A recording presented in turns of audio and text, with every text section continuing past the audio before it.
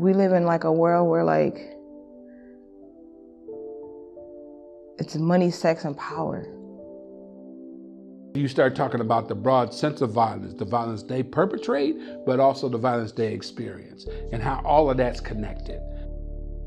I think it's something that we need to think about is why do people abuse people? I think that level of violence and that level of kind of harm that is caused is a part of who we are in a human nature standpoint, but everybody doesn't do that. So what is it for someone who goes over the line? What is it for someone who becomes a sexual, predator or is, just sexually abusive to just people? What is it about those collective of individuals that separates them from, the majority population who do not act in that manner?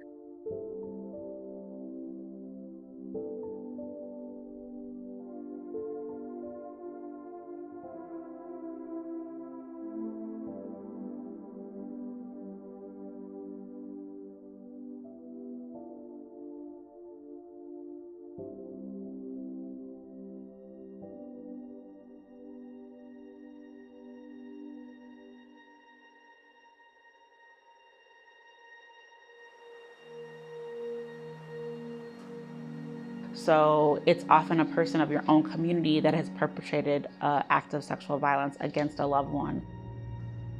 In our families, it was always, if there was a uncle who might, be too familiar with the little girls in the family, you would say stuff like, don't sit on Uncle George's lap. You never really told the kids why, right? And in some cases, they might even tell them the little boys. The culture of the nightclub. It's the culture of the bar. Everybody goes to the bar to what? To connect, to find someone to have sexual interactions with.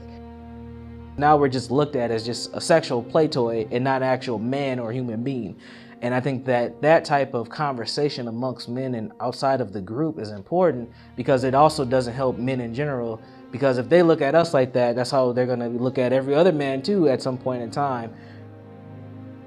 I don't know. I would say love. Like I don't know. That's not a term that people use to talk about sexual violence, but I feel like that's one that's like hidden. Again, we talk about blaming the victim. Where was she at? What did she do? Is she a perfect victim? Does she have anything in her past? And we'll deny the issue and say that's what white folks do, right? They have sex with their children and, they do all that freaky stuff and, that kind of stuff, that denial, even if it's in your face. They want to go and take care of it, like they want to go and punch that guy's lights out. And we know that that's also not what's going to make the victim feel better and isn't going to solve the problem, because we know that violence begets violence. And so I think healing some of those wounds to be able to focus on the victim and that person's care are really important parts of the conversation that are often not happening, because communities of color often feel so victimized themselves that when a loved one comes to you with a story about victimization, it bubbles up all this historical trauma that you have and renders a lot of men to feel powerless. And that's a horrible feeling, I think, for anyone, but definitely for men of color who have felt like they've been stripped of that power by society. That reminder is really, it's troubling. So I keep thinking about this R. Kelly thing, and really in order to prevent all these girls, all this rape happening with these girls, you would have had to fix R. Kelly when he was a child. And when he was a child, you would have to have his mom at home. And when his aunt was a child, you would have had, it's just so many different things. You have to start right now with the youth. When your uncle or your grandfather has been molesting the girls in your family and you don't say anything, you're a part of the problem. And I think Black men need to hear that from other Black men. We only think male to female. We don't think female to male, male to male, female to female. We don't think of any of those types of interactions or dynamics, but we have to have a more open conversation about sexuality first in order to get there and say these are unhealthy sex practices. And then we need to have conversations about consent. And then we need to have conversations about actually engaging in sex safely. I've been in this work for a long time, and there has always been this thing about best practices or what we're calling now effective practices. And what we've done with some of those practices that have proven to work is to tweak those to reflect what we need within our community. And so I think that there's a lot of good work. I think that there has been, there has been a lot of good work within the African American community nationwide.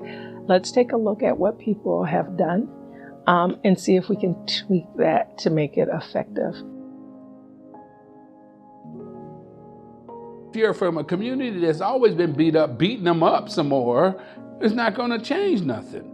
I mean, if the community outside the community makes the rules about how you get punished, and they'd be surprised why the sexual assault or abuse of women don't decrease, because it stayed pretty consistent, right?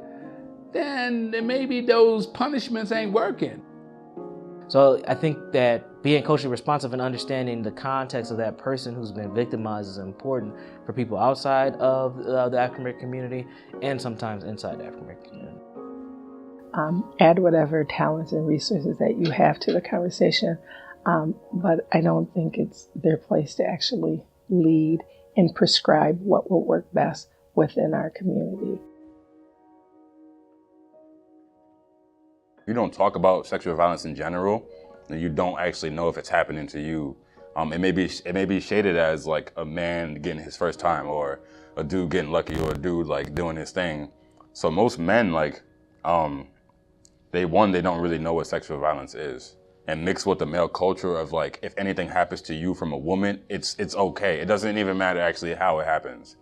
Anytime a woman like puts themselves onto you, you are the man. So it's a clear mixture of like, not talking about it enough, not talking about sexual violence, and not talking about it happening to other people, and mixed with like the male culture of like being that dude or that person in hierarchy and that person with a lot of power when you do come into contact with those women. So I think when they don't know that, you know, that having sex when you're not want to, when you're not ready is a violation, on top of having sex when you're not supposed to and when you're not ready being the thing, is a clear mixture for like chaos, pretty much.